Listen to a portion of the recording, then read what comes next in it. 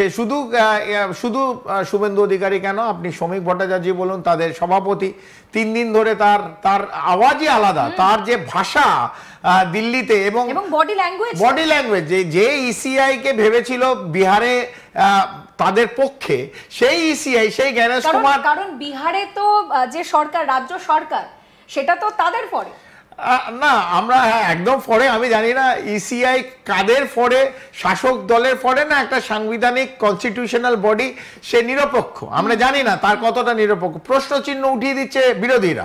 আমরা জানি আমরা তো কোনো পার্টির বিজেপি অথবা তৃণমূলের পক্ষে বলছেন, আপনিও বলবেন না, আমরা এটা কোনোদিন বলি না, আমরা বিশ্লেষণ করছি। এক সময় ইসিআই ওদের বন্ধু, যেই বর্ডার ক্রস করলো, যে মানে জিওগ্রাফিক্যাল টেরিটরি ক্রস করে পশ্চিমবাংলায় ঢুকে গেল, সেই বিজেপি হয়ে গেল তাদের, সেই ইসিআই হয়ে গেল বিজেপির শত্রু।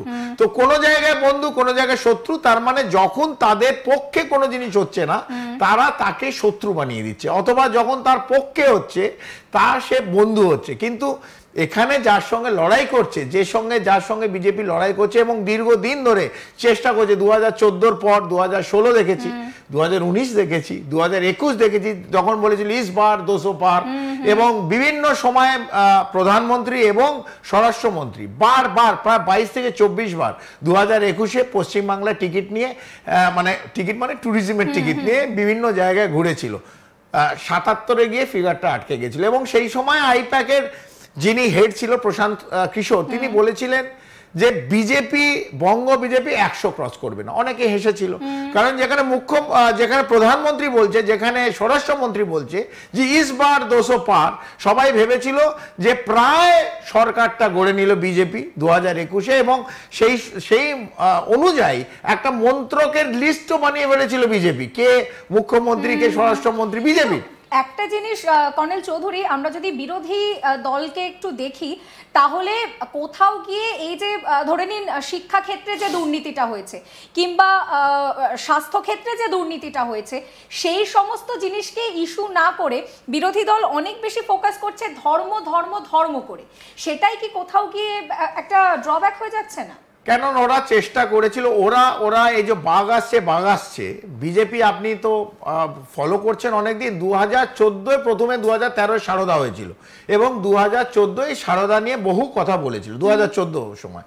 তারপর আমরা সারদার পর দেখেছি নারদা 2016, তারপর দেখেছি ক্যাটেল স্মাগলিং, কোলের, তারপর আমরা দেখেছি স্বাস্থ্য নিয়ে একখানা কোভিডের সময় উঠলো, পিপি কিট নিয়ে, তারপর আমরা দেখলাম রেশন দুর্নীতি, তারপর আমরা দেখলাম শিক্ষা দুর্নীতি। এই বিভিন্ন দুর্নীতি বলা হলো যে বড় বড় মাথা নাকি তারা জেলে ঢুকিয়ে দেবে, এবং তার বিভিন্ন পোর্টাল, এই যে বিজেপিদের পক্ষে বলে, যারা পক্ষে, আমি বলছি পক্ষে, সকাল থেকে দেখবেন এই যত তৃণমূলের নেতা নেত্রীদের সকালে জেলে ঢুকিয়ে দেয় এবং বিকেলে জেল থেকে ওরা আবার বেরিয়ে আসে।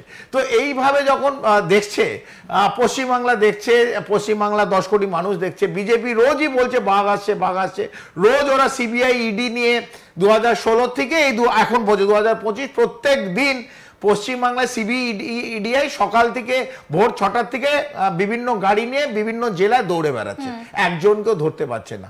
আইদার এটা পুরোটা মিথ্যে, দুটোই হতে পারে, আর দুটো, আর সেকেন্ড হচ্ছে যেটা আমরা শুনি যে কমপ্লিট তৃণমূল আর বিজেপির একটা সেটিং আছে। তো কোনটা আমরা বলতে পারবো না, কারণ আমরা সাদা চোখে যেটা দেখি, সাধারণ মানুষ দেখি, এখন পর্যন্ত বড় কোনো নেতা নেত্রী ধরা পড়েনি যাদের ওপর এই বলা হচ্ছে তারা চুরি করেছে, তারা ক্যাটেল স্মাগলিংয়ে আছে, গরু, কয়লা, পাথর, বালি, তারপর এই ফুড মানে রেশন, তারপর হচ্ছে এসএসসি স্ক্যাম, বিভিন্ন স্ক্যাম।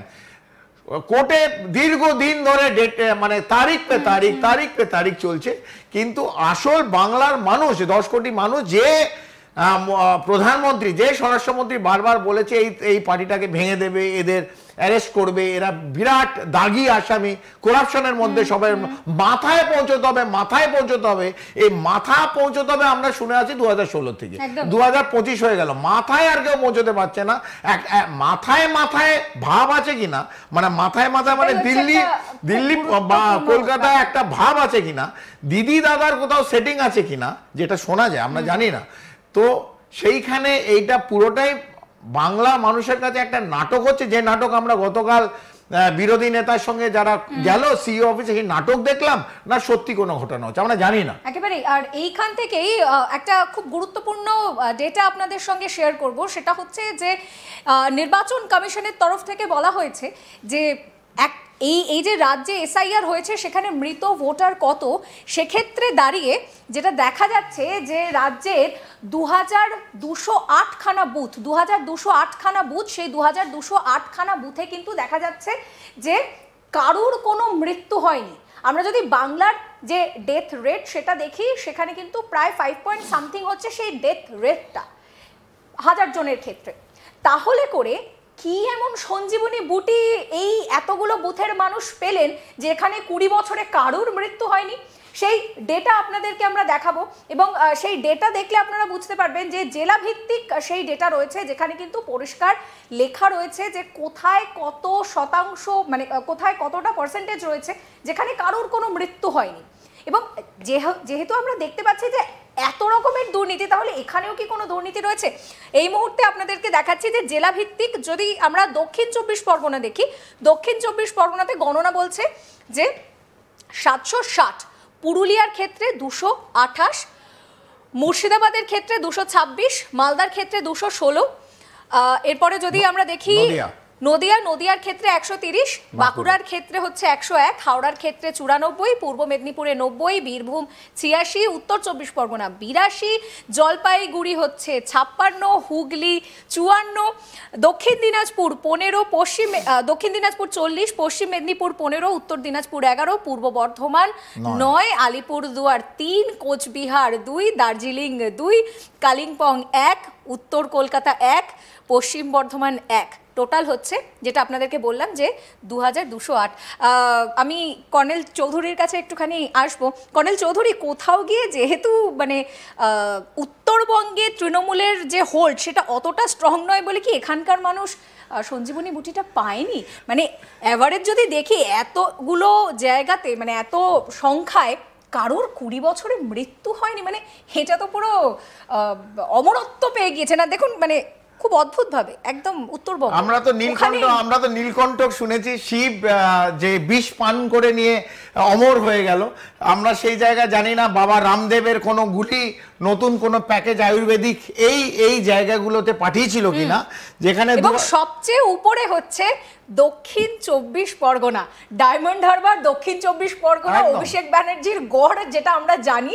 সেখানে আবার একটি শুভেন্দু অধিকারী একটি অডিও পোস্ট করেছে কর্নেল চৌধুরী, সেখানে শোনা যাচ্ছে যে বিএলওর সঙ্গে কথোপকথন যে ডেথ সার্টিফিকেট নাকি নেওয়া যাবে না। মানে কোথাও গিয়ে 760, এটাই অদ্ভুত লাগছে এই যে ফিগারটা। আমরা 2208টা আমরা যে বুথ দেখছি, প্রায় আমরা যদি এটাকে বিশ্লেষণ করি না, প্রত্যেক বুথে 800 থেকে 1200 ভোটার থাকে। আমি রাউন্ড ফিগার দর্শকদের হাজারই ধরছি, হ্যাঁ 10,000 ধরা। এবং আপনি যেটা বললেন একদম কারেক্ট, 5.8 পার 1000 পিপল হচ্ছে পশ্চিমবাংলার ডেথ রেট, যেটা ভারতের হচ্ছে 6.4 6.5।